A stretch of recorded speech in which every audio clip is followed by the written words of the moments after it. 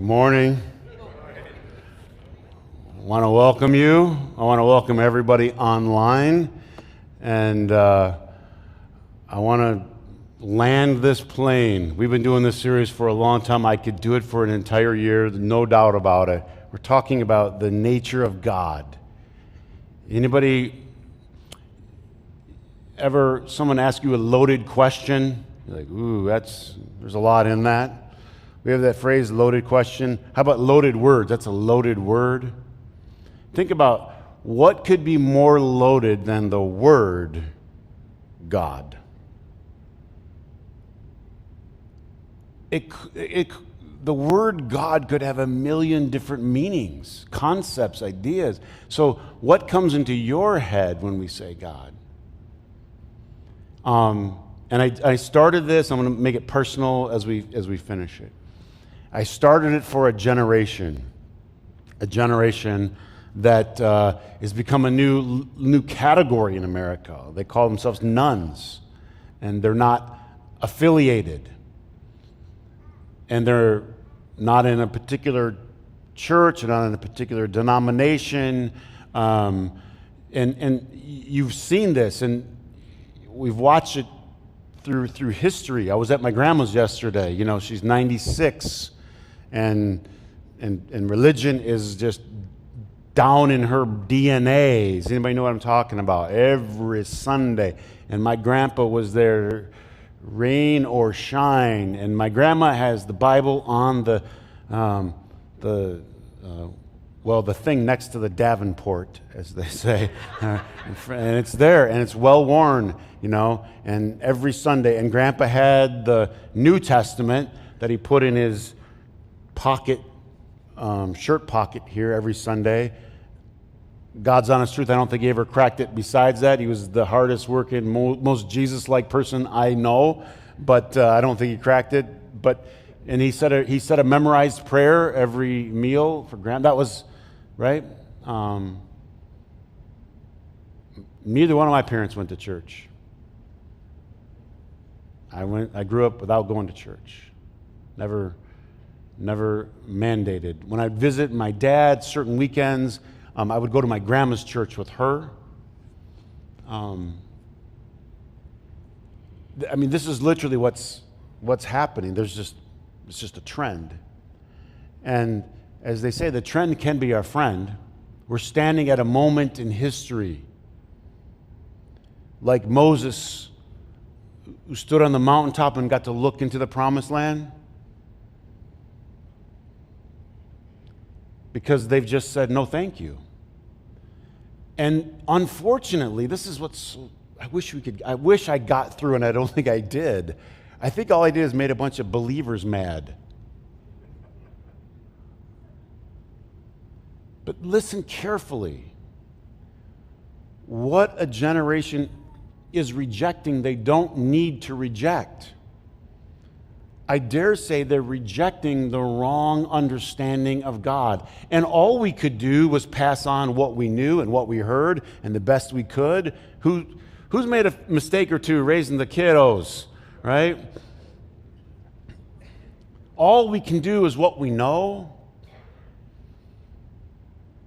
But the Sam Harrises, the leading atheists, Christopher Hitchens, they did us a solid favor by pointing to the bathwater surrounding our faith.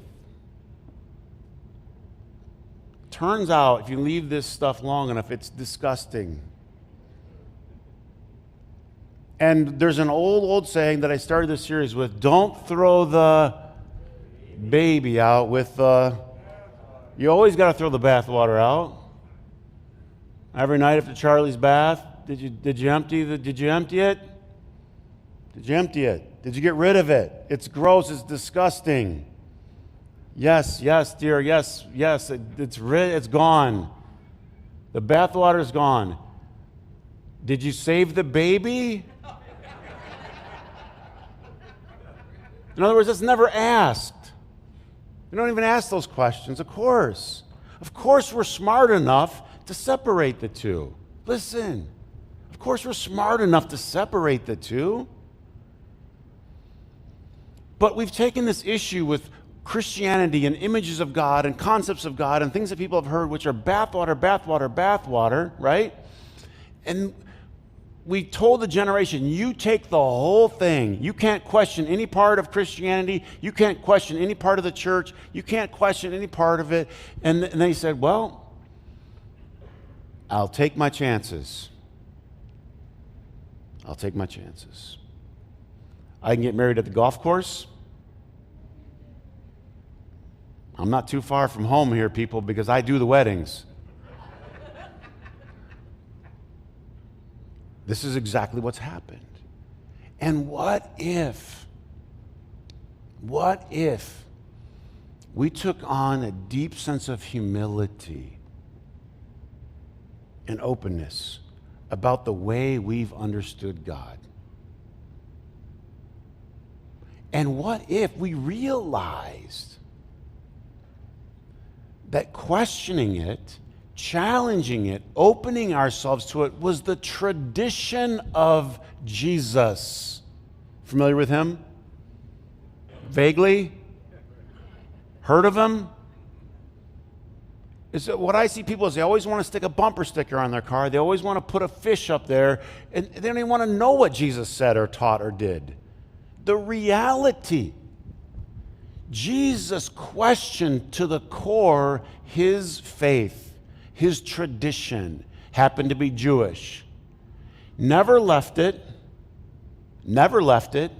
but challenged it to the core so they could get it right. Always, you found him cozying with the outsiders getting it because they got it that it was here.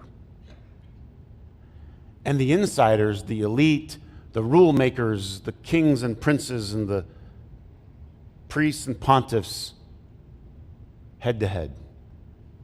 Am I right? Am I close? So today, if Jesus shows up to Orchard Grove, now think about it, any church, you say, if Jesus was alive today, first let's start here, would he come to church? Well, of course, because he's a Christian. No. Would he like it? I had one guy saying this the other day. I thought it was great. He said, if Jesus was alive today, you'd have to explain the whole church thing to him.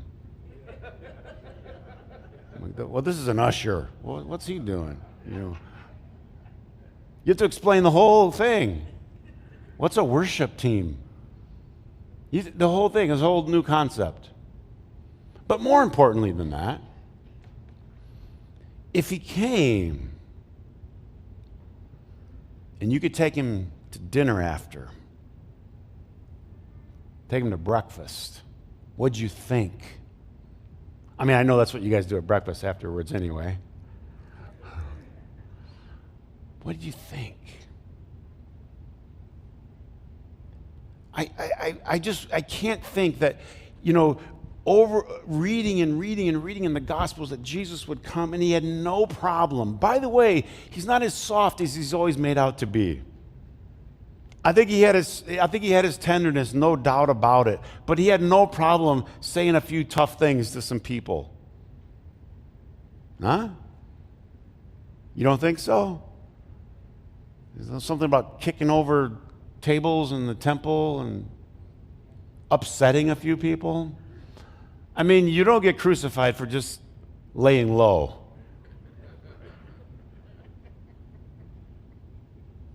But he was doing it not to be obstinate, not to be cute, not to be arrogant, not to be right. He was doing it for what? The outside, the outcast, the less than, the sinners.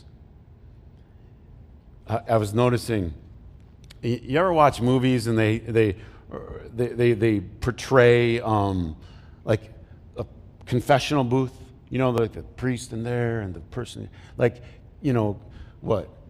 Catherine Zeta-Jones, right, with Antonio Banderas, remember Zorro? No? Oh, huh? And he's in there, he got stuffed in there because he's hiding from the bad guys, and she's confessing, and she said, I broke the fourth, and he gets the commandments confused. It's quite good. But here's the thing I've realized. No one ever confesses the sin of idolatry. I was trying to think like stealing or murdering or something, juicy. But idolatry, why is that never? Because I think we assume it's something that we never do. We assume we have the right mental view of God. And no one's ever going to have the perfect understanding. I think it's 1 John 4 that says, no one has seen God, right? 1 John 4:12. And it says, no one's going to be able to nail God down and to pin God down. It says, but, this is huge, if we, say it together, what? Love one another, God lives where? In us. God lives where? So here's the series. God for us, God with us, God in us. And everybody that needed a Bible verse, I found one. In fact, I can give you about 30 if you need them. Right? Colossians 1:27, right? Galatians 1:16, Galatians 2:22. Second, right? Corinthians 13:5. I mean, I can do them. You trust me? This was a concept of God, a way of understanding that I think we know, and we can answer, yes, I've heard that I'm the temple of the Holy Spirit, and that God lives in, but I do think is very underappreciated. Because for all of our Sunday school time, God has been, and if you're really good at praying, or you have an aunt that can really pray, you can kind of get radio contact. But with us, for us, and dare we say, in us? Friends, that's game-changing stuff. And the tradition of Jesus was to change the game, where they were arguing about where God was, and Jesus blows it wide open and says, John chapter 4, God is spirit. He's not on this mountain or that mountain. Or you could say he's on both mountains, but he's also in the valley in between them. And Paul saying God doesn't live in temples built by human hands, but in him we live and move and have our existence. I sent you an email this week, and I titled it, It's Exciting to be Ignorant. Isn't it great to be ignorant? Let's just be honest. Who's ignorant? Everybody that doesn't have your hand up, we know you're twice as much. In other words, what do we know? What do we learn? Truthfully, when you start learning, you realize how little that you know. I mean, now the scientists are talking about how few species we know, and we think, I think we've reached them all. I think we've found them all. And they're realizing, oh no, we haven't even got close. Talk about outer space. We're like, we're not even close. We don't even begin to scratch the surface of what we know. And the more you discover, the more you realize you don't know. And so you take a position, instead of certainty, you take a position of humility. But it can be so exciting. Instead of making idols and limiting God to your little mental framework or your little piece of art, isn't it, let's be honest, isn't it kind of cool to feel like you know stuff though? Man, I know this, and I'm going to go into this conversation, or I'm going to go into this meeting, and I'm going to let people know what I know. And it's so different if you come in there not to know, but to learn. Somebody said it this way, and the mental image stuck with me, so I couldn't let go of it. He said, the way we're trying to know God is like playing a violin with a chainsaw. Some tools aren't meant for certain things. Chainsaws are fabulous pieces of equipment if you're trying to cut down a tree, clear some brush. But if you're trying to play a violin, you need something a little more, shall we say, soft. And this is what we've been talking about. Look, in this series, is there's different ways to know God. And we don't always need the chainsaw. Sometimes it's this still thing. And we talked about we can know God in here. And over again, I've had conversations with people, and they say things like this. You know, it just didn't feel right. You ever had this? Well, who cares? You just get the truth and you just get the facts, and that's the American answer, right? Western mindset. It's all facts and figures.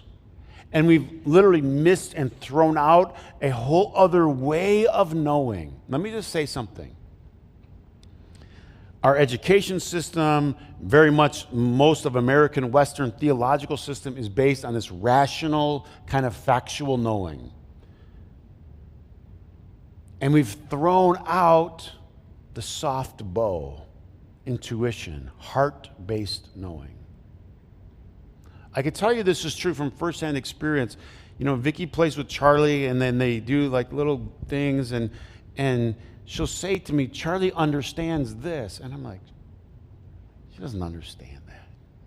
She goes, no, she knows what this letter is, or she knows what this little thing is. And somehow Vicki knows that she knows. And unless Charlie tells me she knows, I don't believe it. Is anybody with me? Like, there's certain things like guys don't get, and I'm, of course, being categorical, but when you're focused on one side of your brain, way of knowing and thinking, you just don't get it. How many moms know what I'm talking about? It's like, no, I knew it was here. I didn't need words. Describe eating an orange to somebody. Well, it's like juicy, and then it's just like this explosion of wonder and wonderful. You have to what? You have to taste it. And all I'm trying to say, no matter how many words we use, no matter how many metaphors we use, you have to taste God to know God. Experience.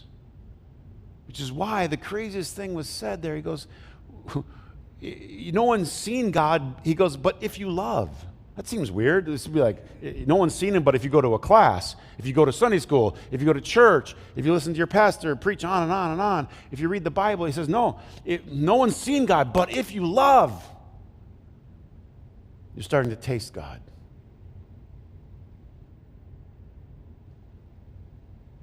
Somehow, God is known here. And that's what Jesus was always about and always doing, teaching us that God was more.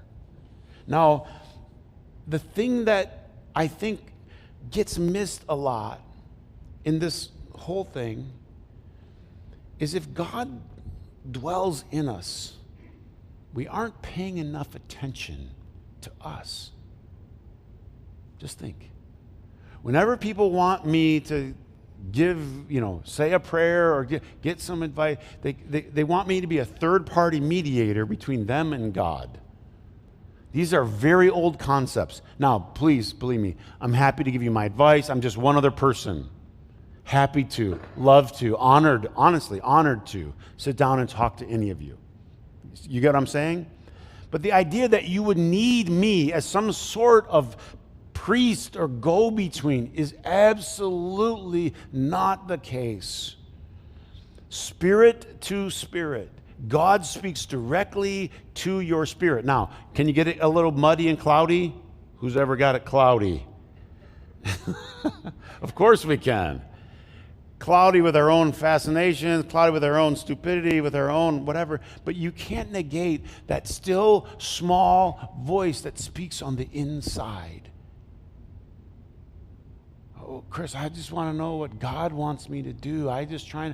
Sure, of course. But what are you feeling here? Now, discernment, yes.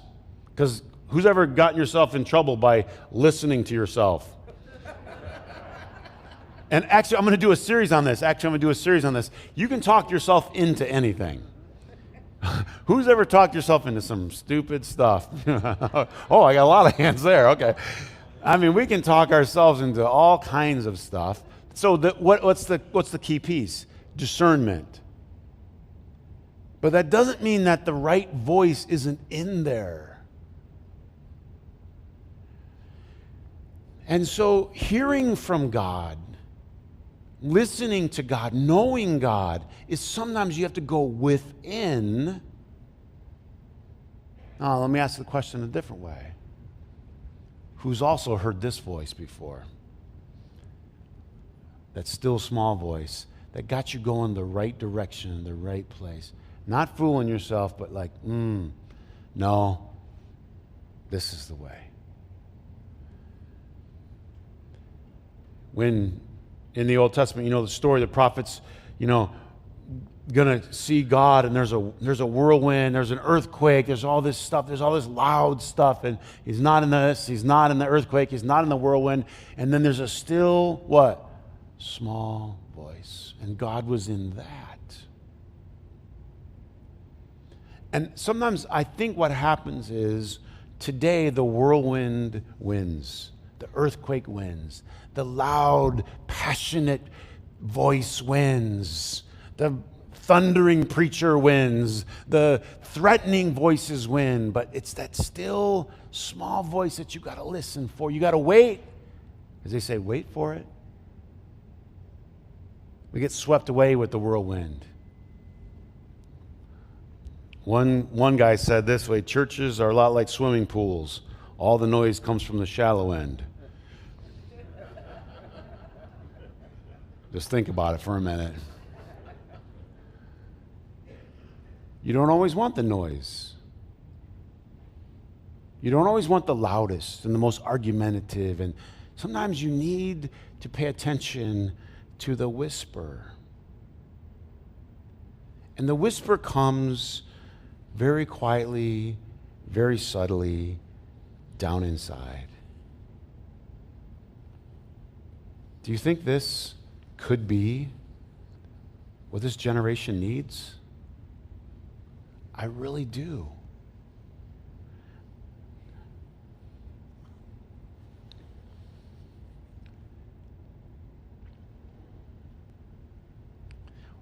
I have to do a funeral tomorrow, and yesterday I went to meet with the family, and as I often do, I want to get to know the person that we're eulogizing, right? Now, fortunately, I knew this person a little, not closely, but I know her family very well. And here's the thing about that experience. I've done it, I don't know how many times, to sit with the family, help me to know them. Words never work. You get it? Tell me about them. And the first thing that always happens is everybody just goes. The first thing that happens is silence. Because you're trying to collect how could I capsize this person in a word or a sentence and then eventually we get going. And you know what always happens? Always. This is what always happens. Stories.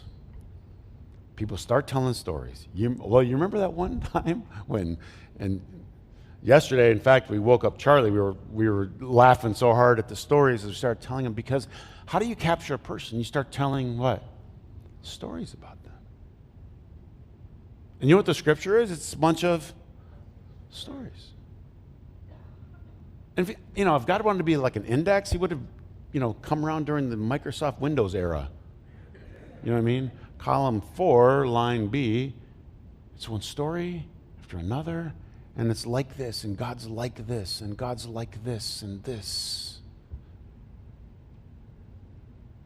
If you want to know somebody, you have to reach for a different level. Do you get what I'm saying?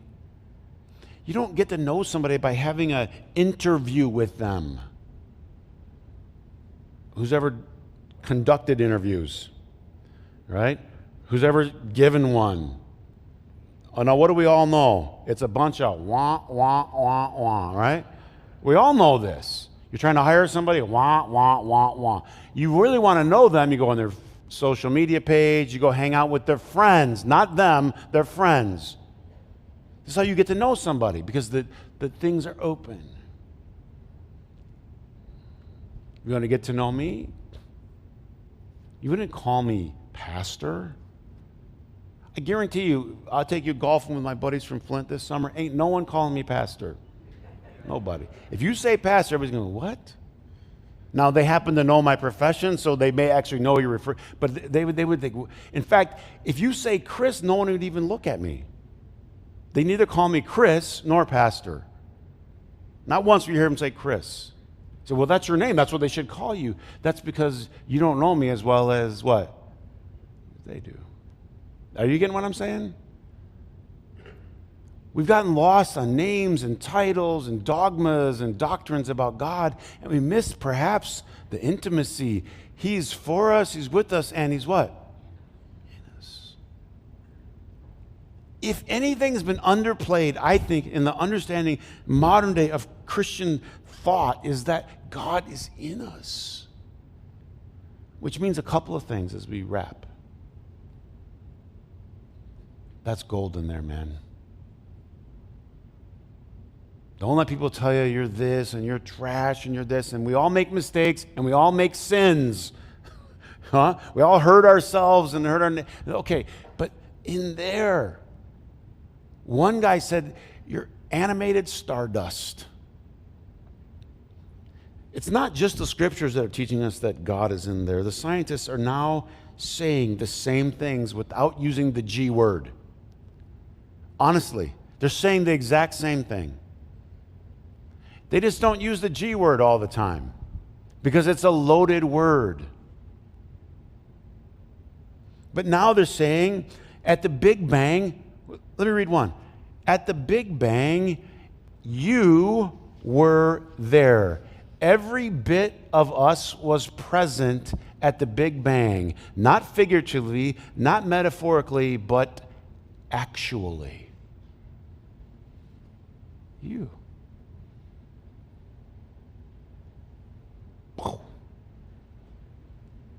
That was the Big Bang and your mind getting blown at the same time. You have to think about that. You got to chew on that one for a minute. But honestly, if you're listening carefully, and this is the whole problem, we've given this generation who are very scientific, they're very different. I'm going to cycle back because, after we left Grandma's last night, we drive, it's so classic, right? We drive down the street, up 52 from Adrian towards Tecumseh, halfway to Tecumseh, there's the family farm, and then about a quarter mile away, there's the one-room schoolhouse that my grandma went to until 6th grade. Is anybody with me? This is her little world. And she's talking about, Charlie's been to Greece, and right? And her grandkids have been all over God's planet Earth. Does anybody hear what I'm saying? The world's bigger. And that's okay. And it's okay if the way you saw God work for you, but we're raising a new generation. They just know a lot more stuff. And it's okay if we can just understand how science weaves in beautifully. And listen, when you're doing science, you're honoring God. When you're doing science, you're studying God. When you're doing science, when you're applying science, you're worshiping God. How else could it be?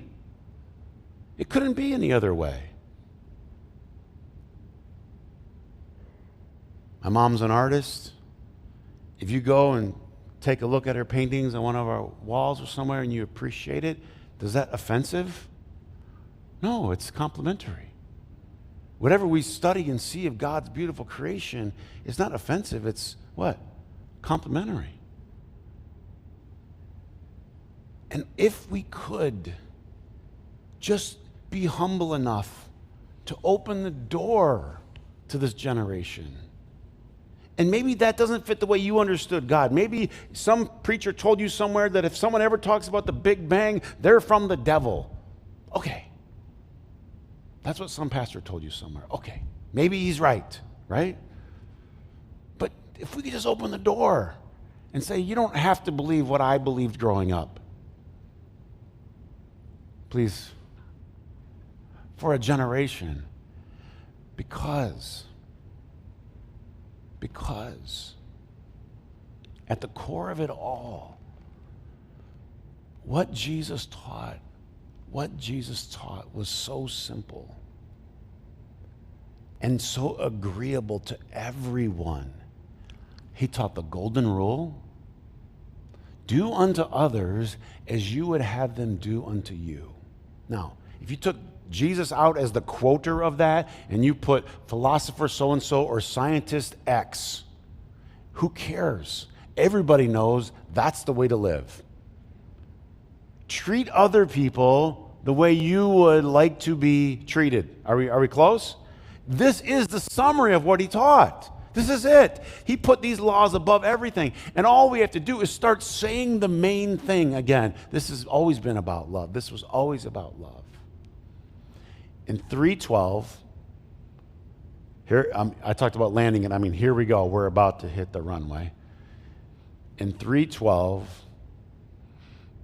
the church, the followers of Jesus, took a sense of power when Constantine, made Christianity legal, and then it went from legal to official. Do your history. This is when it all went downhill.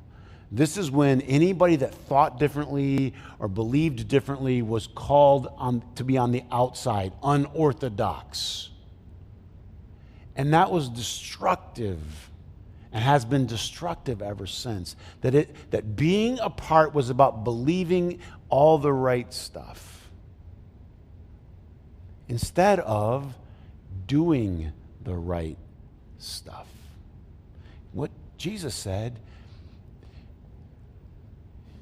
they will know you are my disciples because you never miss church.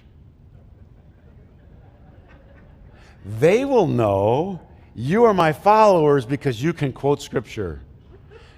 No, I'm kidding. What he said was, they will know you are my disciples because you have a fish on your car. What did he say? Because you love one another. That was always the litmus test. And somehow, when the church came into power, they wanted everybody in alignment, this belief system, and get everybody in line. And now when people come in, they go, I don't know if I believe that. Well, then you're out. And there's the door. The last thing I think this will do is it'll make us more inclusive and welcoming. Why? Because the reason we've drawn hard boundaries around God is the same reason we've drawn hard boundaries around the church. Because we believe God had hard boundaries. Well, these people are out. We love them. We're taught to say we love them.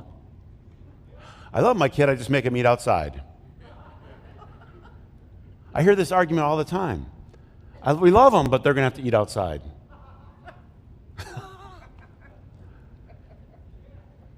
And I think we're doing it because we believe that's what God thinks. So if anything this series could do is it could let us open our arms more to people. Honestly, whoever thought you were committing idolatry? None of us are. No one's ever confessed it to me. 20 years I've been a pastor. Pastor, I just want you to know I've been committing idolatry. We just don't, we don't think we would ever do it, or we don't think it's important or whatever. But in some ways, the way we view God, the mental idol that we make in our heads shapes who we are, shapes what we do, shapes how we treat one another. So just, if you made one, just get some heat out and melt that thing and allow God to be with us, for us, and what? In us.